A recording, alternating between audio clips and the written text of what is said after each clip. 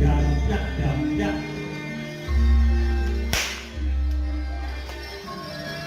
kangen nggih cucune laku di jalan bisa mandiman hor sesautan suarane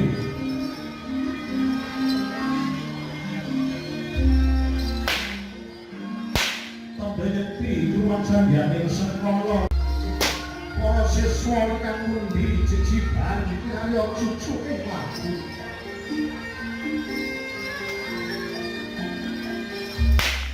jumlah sesautan sebelah kecut samandiman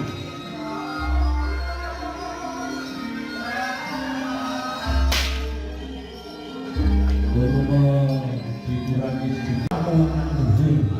Sekolah Dasar Negeri Ronggowolu.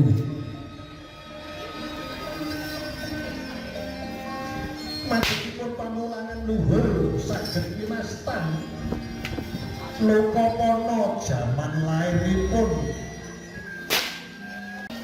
kadhet sawetawis sapaipun ingkang samyung muring laku Panglimpa Padungga Waranggana babaring gending kinampi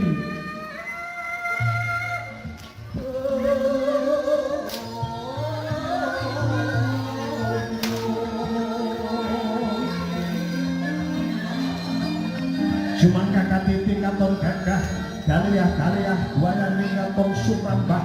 prabawane ngayomi sang hyang para titah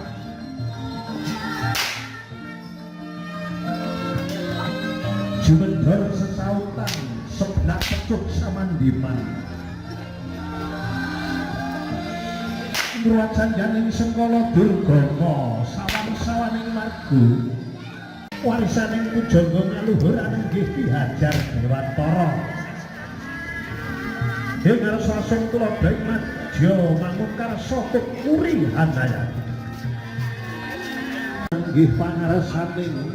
Pamulangan Luhur SDN 8 Ronggo pun Bapak Hardika Sarimbit Ibu para dwija samuntatipun ingkang asung tuladha dene barisan ingkang sempurna dan sempurna.